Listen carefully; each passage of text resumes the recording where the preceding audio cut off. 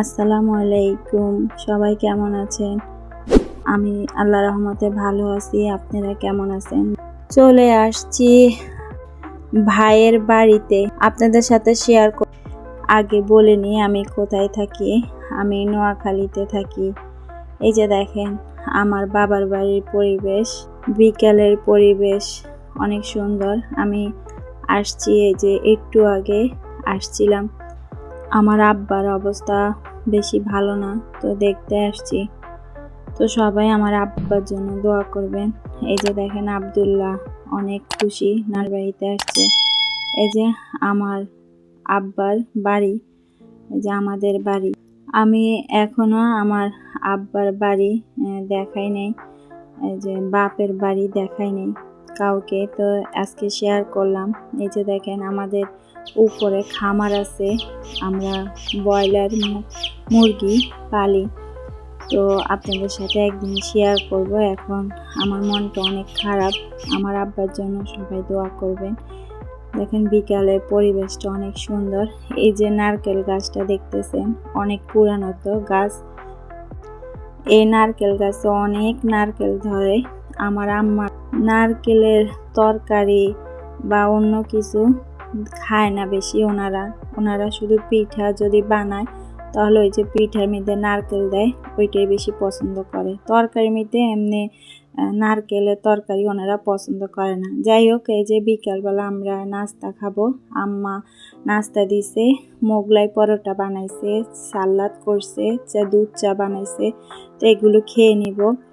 এই যে তারপর আমার মার যে ঘর আছে ওই ঘরের পিছনে আমার মা এই যে গাছ লাগাইছে, অনেক ধরনের গাছ লাগাইছে। এই যে আমার মা আর আমার ভাবি মোরগ পালে, দেশি মোরগ এই যে ছেড়ে দিয়ে পালে, আর আমি খাঁচার মধ্যে পালি। মাশাআল্লাহ অনেক সুন্দর লাগতেছে, তা আপনাদের সাথে শেয়ার করছি।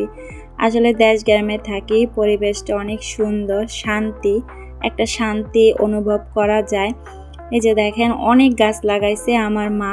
এখানে টমেটো, বেগুন, কাঁচামরিচ, তারপরে চুই পাতা বলে, ওইটা রান্না করলে টক লাগে, অনেক ভালো লাগে, তো খেতে অনেক মজা লাগে। তা আপনাদের সাথে একদিন রেসিপি শেয়ার করব। এই যে দেখেন অনেকগুলো গাছ, এখানে মেহেন্দি গাছও আছে। আমার ভাবি ওনার নানার বাড়ির থেকে গাছ আনছে, তো মেহেন্দি গাছ নতুন মাটিতে লাগাইছে, অনেক সুন্দর লাগতেছে। এখানে পান গাছও আছে। দেশ গ্রামে থাকলে কি হয়, টাটকা সবজি খাওয়া যায়, অনেক ভালো লাগে। আপনি দেখবেন টাটকা সবজি রান্না করলে অনেক স্বাদ লাগে।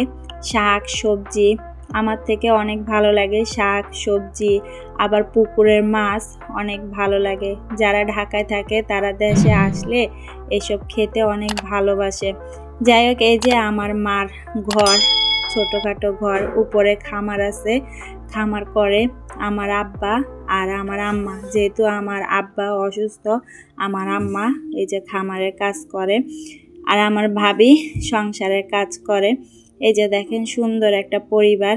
আমরা হলাম এক ভাই এক বোন।